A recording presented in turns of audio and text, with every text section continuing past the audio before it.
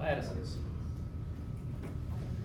Leah, 30-year-old female, was brought into the ER by one of her friends from school. Leah is a nursing student and is attending several study groups a week to prepare for finals next week. Isn't that pronounced Leah?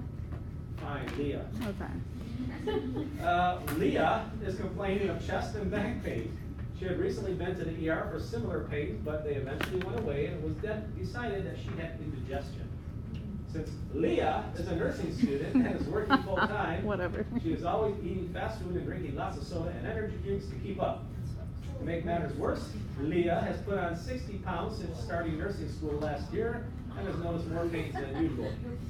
Unlike last time, this pain has not gone away, and she is also experiencing nausea and pain in her jaw.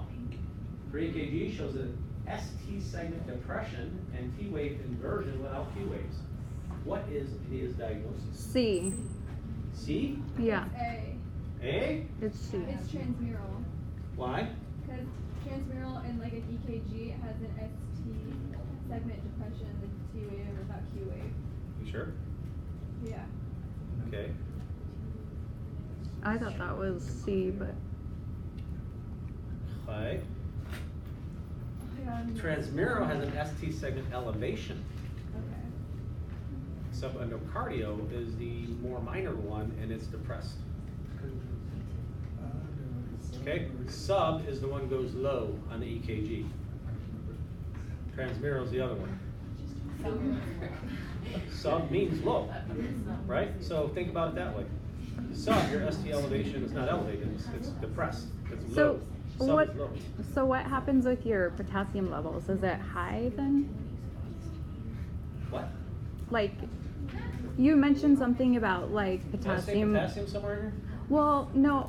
So you said it on your like study guide about hyper and hypokalemia. Yeah, it's a totally different issue, but Yeah. potassium, you get elongated QRS, and that's where you get a peaked T wave, but not the S. Okay.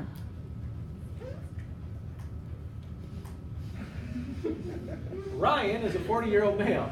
His wife of 16 years recently passed away in a car accident in which Ryan was also a passenger. He survived, but since then has been having trouble sleeping and suffering from night terrors. He came in for a follow-up, and his vital signs were slightly elevated. His blood pressure was 140, a little high heart rate, meh. Respiratory, yeah, a little high. He was cool, pale, and moist. He tells you that he has been having trouble focusing, and his thoughts are consumed with thoughts of fear and anxiety. Why does everybody laugh every time the word moist is used? What is with that? I don't get it. I don't Oh get my it. gosh. Youths these days. My brother has the same issue. He's moist? That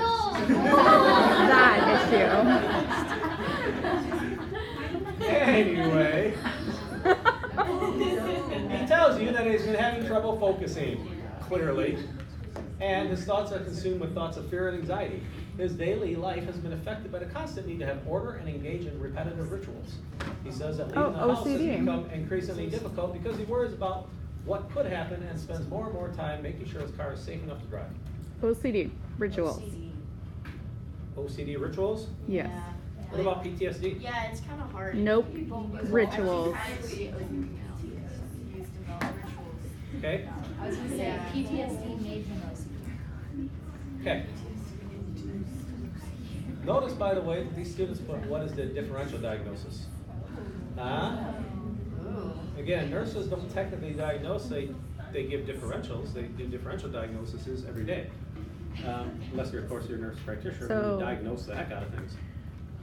But what they said, it could be any of these, honestly. But the best choice, they say, is OCD.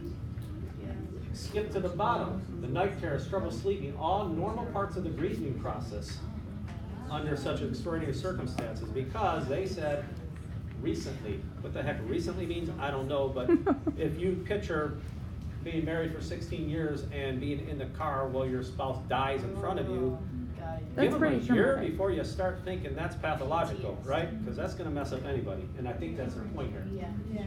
Okay?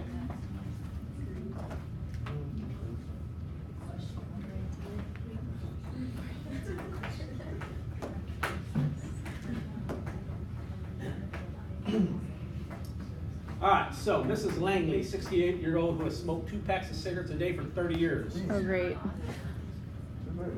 She has been experiencing a persistent cough for the past several days. This happens a few times a year and takes about a month to go away. She complained of shortness of breath and that she could not stop coughing.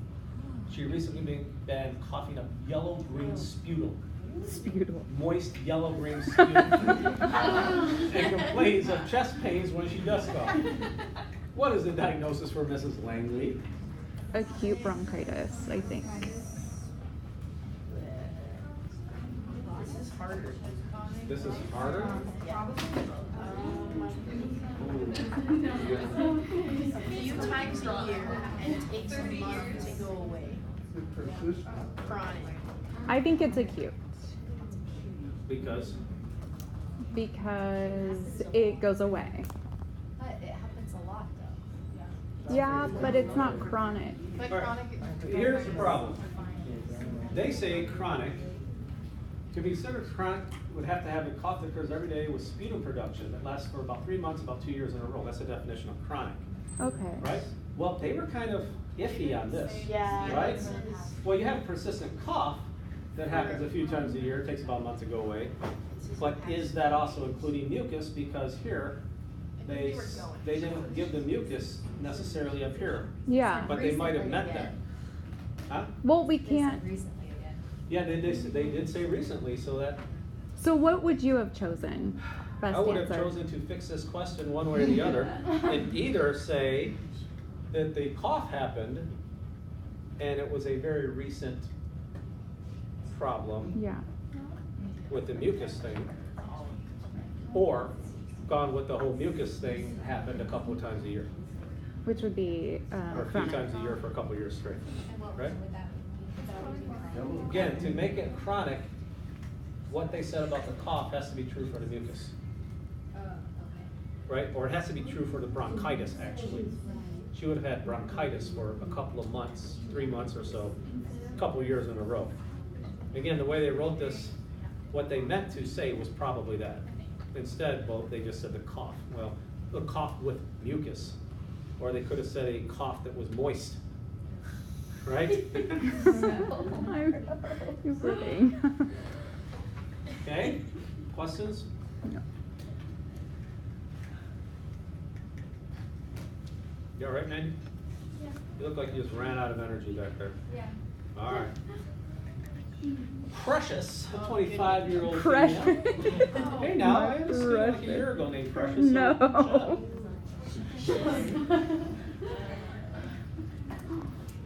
I want to say she was an honor student. Because Anyway, she was precious. 25-year-old female has had some complications for the past few days. She's been urinating every few hours and feeling fatigued. Each time she urinated, she felt a burning sensation and noticed some blood in her urine.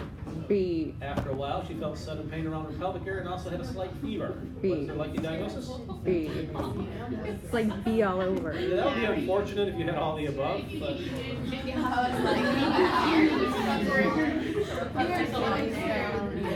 all right. So again, they went in with the UTI. What? Questions? No. All right. Jamie, a 24-year-old woman, decides to do her grocery shopping on a hot summer day. Jamie is a recent mother with a 1-month-old son. As she walks through each aisle, she tries to calculate the prices of all the items in her basket and begins to become nervous that she will not have enough money when she reaches the register. The supermarket is crowded, making her shopping trip much more difficult. While trapped in the cereal aisle, her son begins to scream. She does everything she can to try to calm him, but nothing works.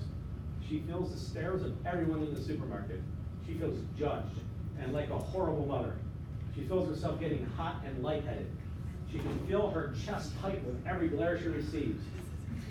Her heart beats faster and faster. She can barely breathe. Her hands and her feet start to tingle, and she's convinced she is going to faint right there. It's a panic She can attack. feel herself starting to hyperventilate and just wants to run away from everyone and escape the impending doom she is feeling. Impending doom. It's right there. B. I think these writers have a flair for dramatic. Yeah, this was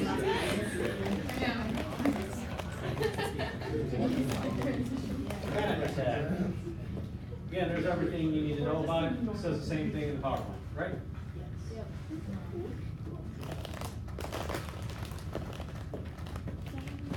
Poor guy. Ryan, a 55-year-old male, complains to his grandson about chest pain. His grandson decided he ate something wrong and it'll go away. For sure. After a few hours, Brian continues complaining and a short of breath. Fuck. Not breathing. His grandson decides to take him to the emergency room. An EKG and blood work are done immediately. Upon arrival, lab tests are conducted and elevated troponin I and creatine kinase D. are found. D. Troponin and creatine kinase. Okay, question, what does the EKG show Brian is suffering from? And that is myocardial infarction. There's your ST elevated, which means it's what kind? You said it. Was that Kim again?